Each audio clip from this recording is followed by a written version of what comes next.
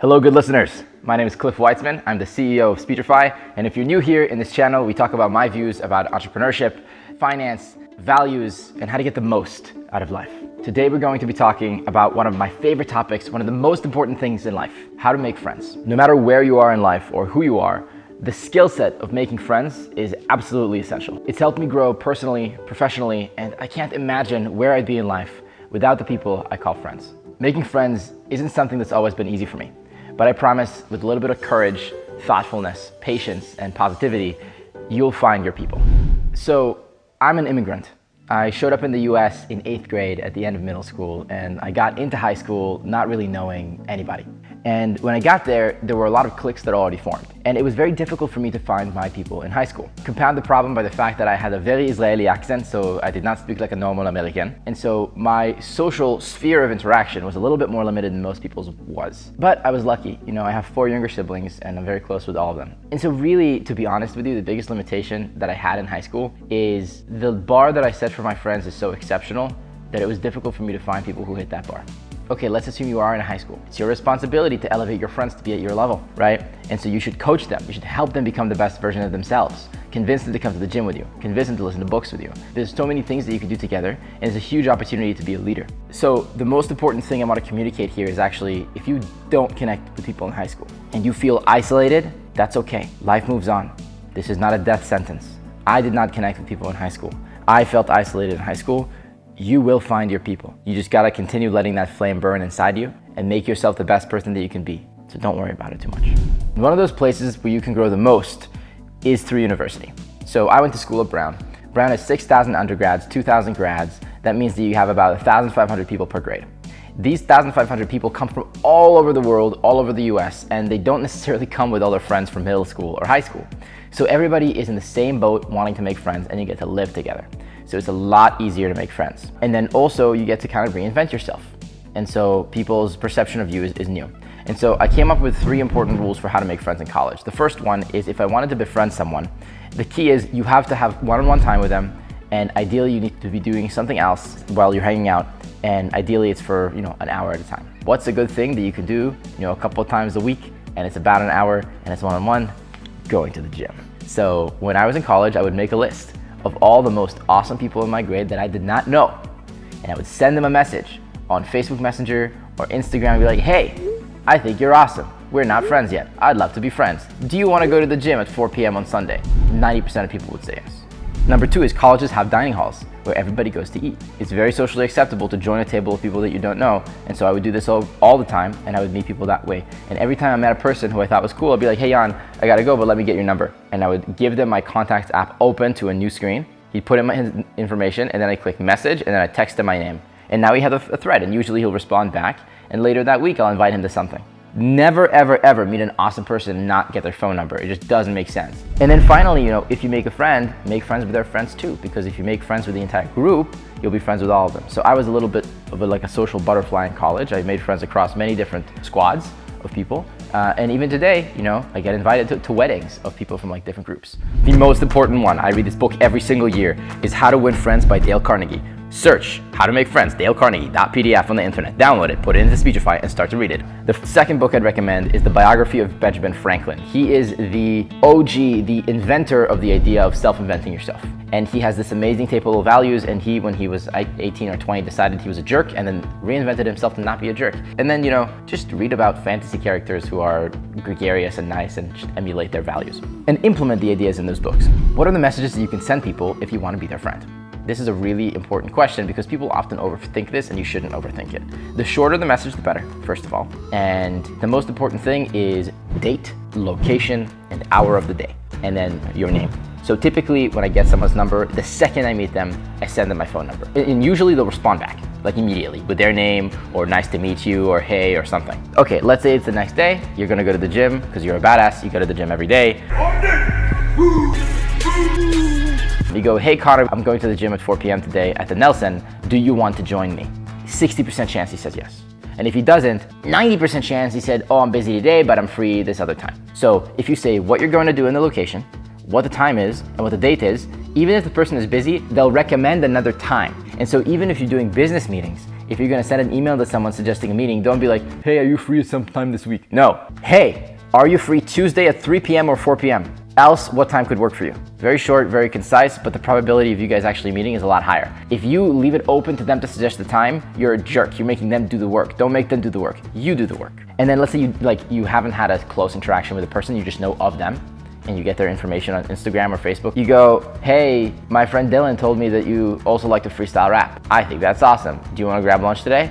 I have a car. I usually drive to M&G's on Tuesday. You want to join? And they'd be like, yeah, of course. I don't drink coffee. And yet, I always tell people, hey, you want to go grab coffee. Why? Because the way that the United States works is if you want to meet for the sake of meeting, you say, let's grab coffee. And for the first year, I was always so nervous to order coffee because I never ordered coffee. I didn't know what to say. Give me that coffee now. So I just order tea. And so it doesn't matter if it's to make a friend or go on a date or like meet a potential business partner, like that's the message that you need to send. And it's totally allowed to double message. You know, the next week be like, hey Jack, realize we didn't get to connect. You're free to hit a workout Monday at 8 a.m. He's most likely gonna say yes, I promise you. And if you don't say yes, it's fine. You did a comfort challenge, now you're a better person for it. So once you get that initial meeting, either serendipitously you're eating lunch together at the cafeteria or you grab coffee together, how do you get to know them on a deeper level, and how do you run that conversation? By the way, you don't have to do this over coffee. You can do this with people on the internet. Let's say I see Jan on Twitter. I think he's awesome. I go, hey Jan, your Twitter seems awesome. I'd love to get to know you better. You look like a really cool guy, just for the sake of being friends. You're free to do a Zoom call 3 p.m. on Tuesday to get to know you better? He's gonna say yes, cool. Always calendar invite. If you don't do a calendar invite, what are you doing? You're a scrub. Always use a calendar invite. So go to Apple Calendar or Google Calendar, make an event for an hour or 45 minutes, add his email, add my email, say Jan plus Cliff. That's the title of the thing. And in the location, you say, Pete's Coffee or Zoom. Cool, you get on the Zoom. The first question you ask is, hey Jan, where in the world are you today? All right, it's a slightly more interesting answer. And you start to talk about your location, like, well, okay, where are you originally from? Very easy answer, but it gives you context on the person. What are the things that give you the most energy in life? That's a good question. So I would answer, well, I love to do parkour and I love to listen to audiobooks. You keep talking and you can always pull this, hey, can I ask you a personal question? And 90% of the time, 95, people will say yes. If they say no, it's totally fine, you didn't overstep. But now you have license to ask whatever you want. And so one of the questions that I like to ask next is, hey, can I ask you a personal question? Sure. What are your top 3 goals in life? And you're like, let me think about it. No one's ever asked me that before. And in analyzing that question, you'll get to understand them on such a deep level. And so some people say, I really want to have a family and I want to raise my kids, or I want to open a sushi restaurant, or I want to open a coffee shop, or I want to build $1 trillion company. Some weirdos want to do that too. And if they don't have the answers, you can think about it together. You can ask them, what books have you liked? What movies have you liked? And you can share the things that relate in your life, and then guaranteed, if you ask them, they'll ask you back the question. So know what you're gonna answer. And now you're deep into a conversation that is not small talk. You're talking about, who they want to be, where they want to go in life, who they are constitutionally. And that's a very good way of starting a relationship with people. And then it'll blossom from there. Well, the easiest place to reach me is send me an email or message me on Instagram. Here's something that I've realized. So my life is dedicated to building Speechify, right? And almost all my relationships have some element of making me better at my job. Otherwise, it's very hard to justify spending time on them. But if you had a chest that was bigger than mine, I'd want to be your friend because I could learn how to bench press from you. Ideally, I want to admire something about you where I could learn and grow. So the most important part of all this is you are the average of your 5 best friends. That's the key. That's the thing that you gotta get. If you want to come into my sphere, I wanna have you be one of the people that I am the average of in whatever category. There should be a category where I think highly of you. Otherwise, it's hard for me to justify the time spending with you over other people. Well, how do you do that? How do you establish that initial value? So I have in my Instagram bio right now a song that I recently wrote because I really love music. In another life, that would be my career. And I've been messaging a lot of artists who I think really highly of, who I want to be their friend because I want to learn music from them. And so most of them, the reason why they answer my messages is not because of that song. That song shows them, he's actually not half bad at music, but they look at my profile like, wow, he's really good at business. I want to be his friend because he's really good at business and I want to get better at business. So there's another vertical of their lives. There's a lot of billionaires that I'm friends with, partly because I figured out health and fitness. They message me for health advice all the time. They message me for how to figure out hiring engineers. So I get messages all the time from people who are way down the line for me, asking for help there. And then, we talk about our goals, our lives, our families, and we become genuine friends. There's one topic I want to talk about, which we haven't talked about yet, which is how to make friends outside of college. So the most challenging part of my life when it comes to making friends came after I graduated from college, and I moved to San Francisco, and I was working on my startup on my own in San Francisco.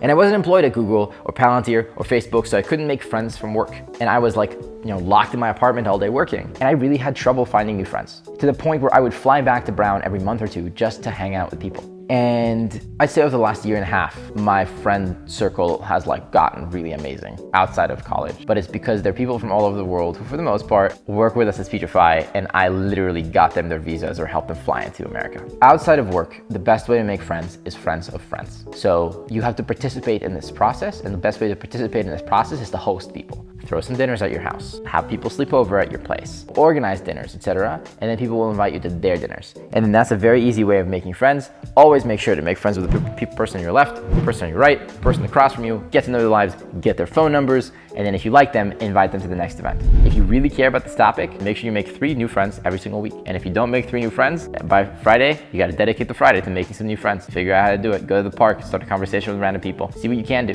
Go on Twitter or Instagram and message random strangers and figure out how to make friends with them. It's really that simple.